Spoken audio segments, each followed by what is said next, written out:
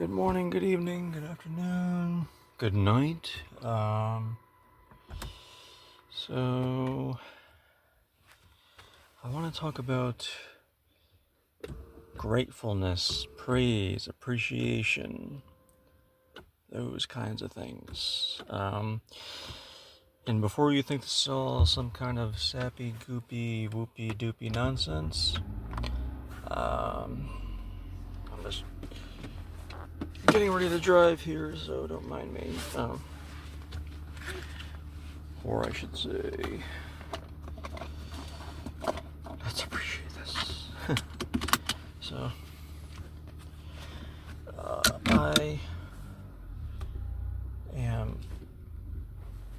I was unfamiliar with the purpose of being grateful for things.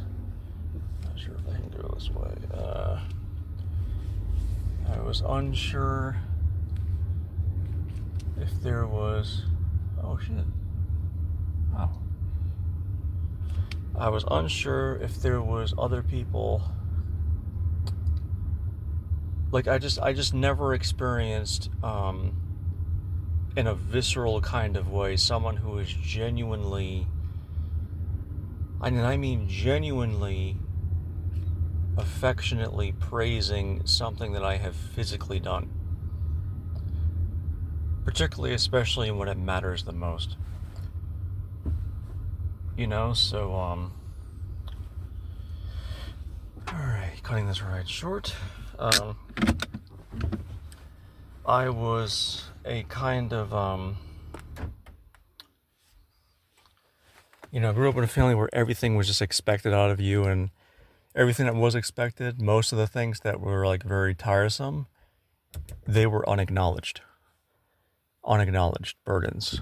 And you always felt, I mean, at least I did, I always felt that I was invisible during those burdens. And it would last, I mean, it was really, really like an overtime job. And so to give someone genuinely positive, affectionately deserving praise for something that they have earned legitimately, and something that they have kindly asked for and kindly expected out of people that actually proclaim to, not necessarily love, but at least like admire their qualities, etc., and those characteristics about them, whether it's love or something else. For me to publicly do that and then to be publicly rewarded for that, just being liked by the person who I've given this affection to for what he's just deserved the affection for, which is just simple attention and praise and deservability for what he has done, and giving him help for what he has asked for, which is to, in this case, just, might seem kind of petty, but just, sort of restore his YouTube account. That was enough for me to just kind of realize, like, whoa, that's part of the problem. This long-time person I've had in my life who has never thanked me for anything. Never. No matter what we've done, he's never thanked me for anything. I realized he was soul draining. And the fact that I received a kind of thanks for my thanks, and I also, the fact that so many have given this person, Stefan Molyneux, given this person praise and a warm welcoming and a productive and just a great, encouraging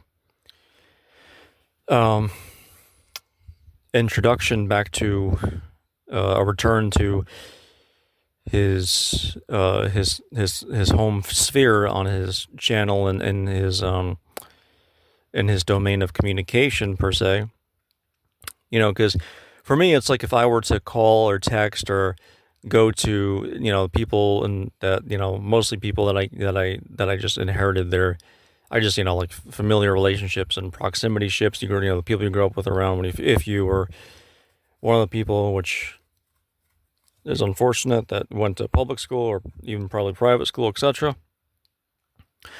then the government schools, just put it that way, then you never were to expect to be,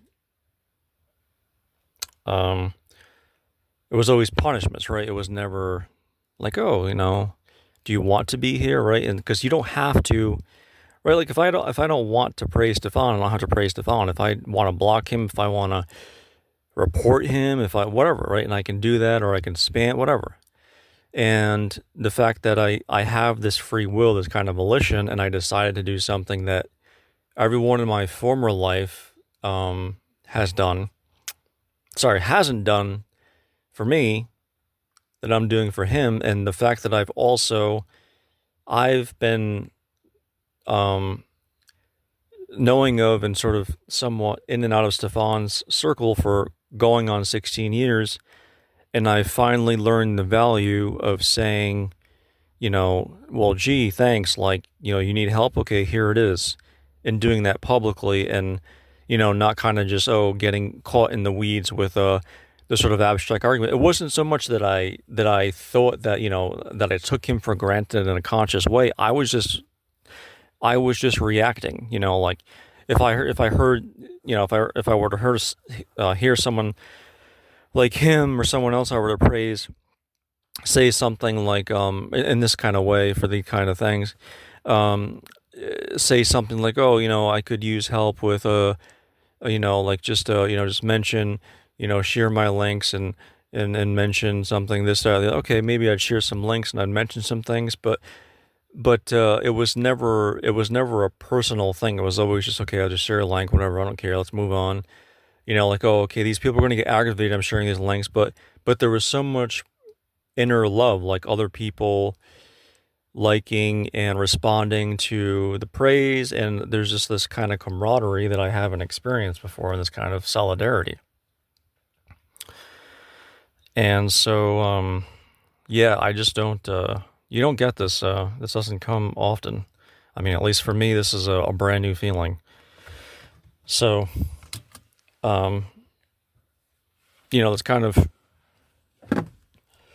it's a very redeeming feeling, because not for me, but it's an emotionally like, it's a new emotion I've learned, like satisfaction, I would call it, just that overall general satisfaction. Like, I thought happiness was the only sort of euphoric feeling that someone could experience, which would come from the efforts of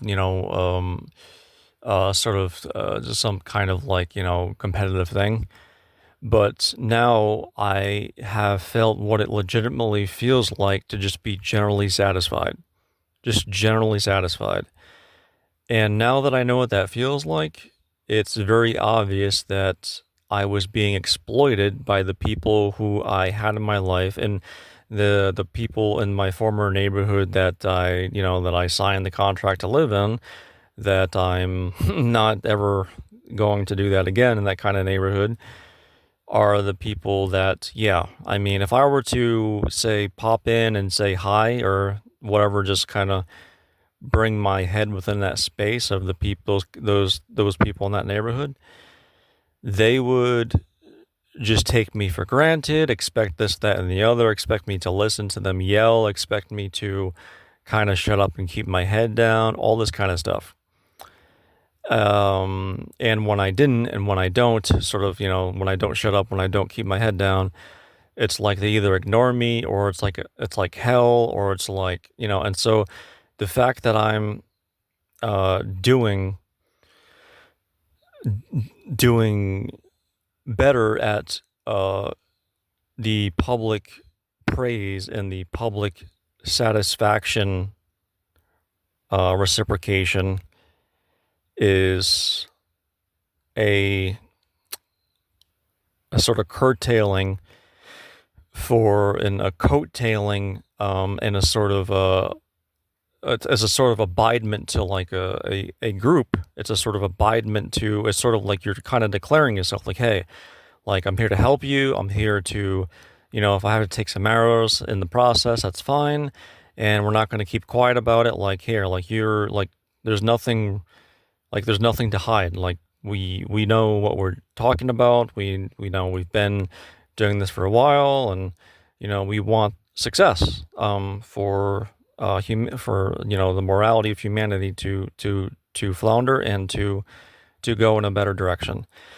So the fact that that is that has that message lives on and that feeling lives on, man, this is just. I wish I could record the way that I felt when like the feeling that I felt within my soul, within my heart, within my brain, within whatever, like within my just overall body, like just the aesthetic pleasure that I felt from that feeling. It's such a euphoric feeling just to praise someone for simply, and I'll read you. Let me just read this because I want this. I want as many areas of this going to as possible. So here's what I said. Here's what I said. I said many things after this, but this is the main thing. Okay, so complete praise for @Stefan Molyneux on his mega resurgence to his old neighborhood.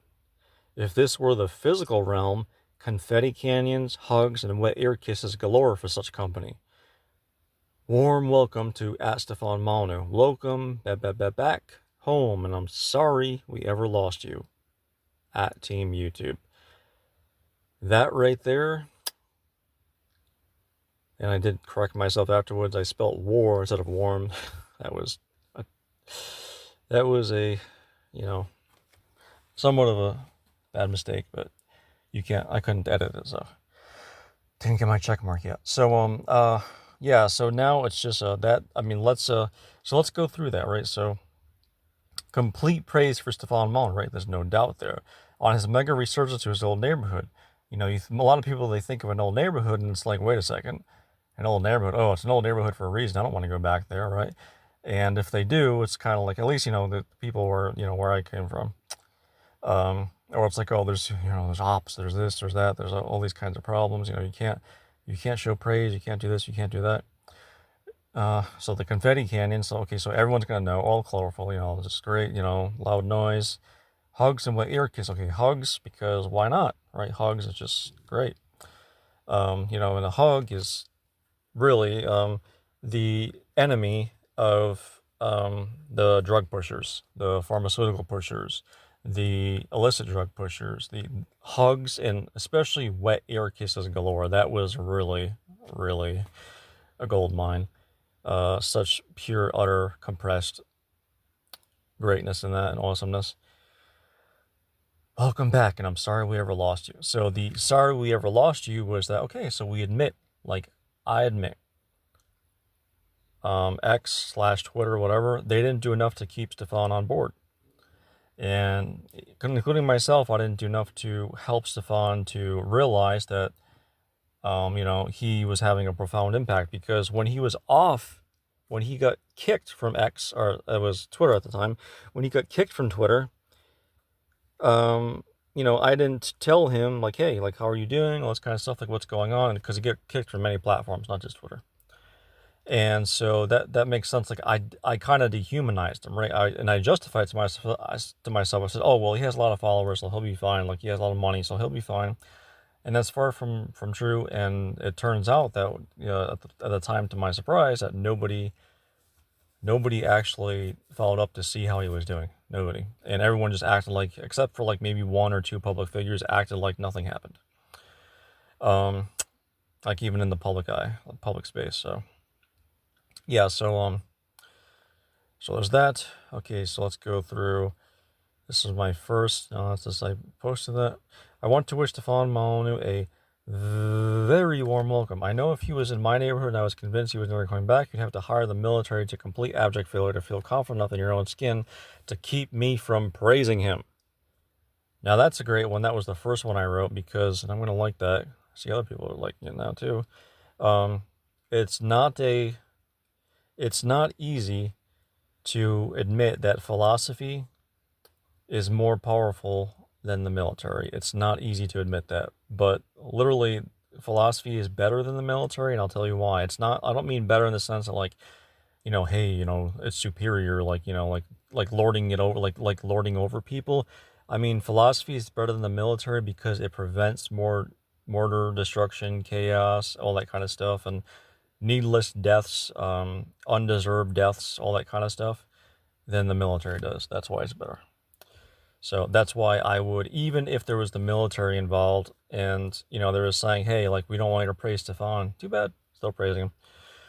That's what the point of that was. But yeah, I just wanted to make that problem. And then, of course, I put this in my bio and tag team YouTube and Stefan Molyneux. Was linked to Stefan's YouTube channel on AIM, that's AOL Instant Messenger, in 2009, October 2009. The rest is history. And that for sure is the case. So, yeah, so, all right, so if you're listening to this and you want to subscribe to me, the best way, or to follow me, the best way to do that is at Essayist 2024. That's the best way to do it. And that's where, most of the least and usually complete unfiltered truth gets out. So, all right. Thanks, guys. See you later. Bye.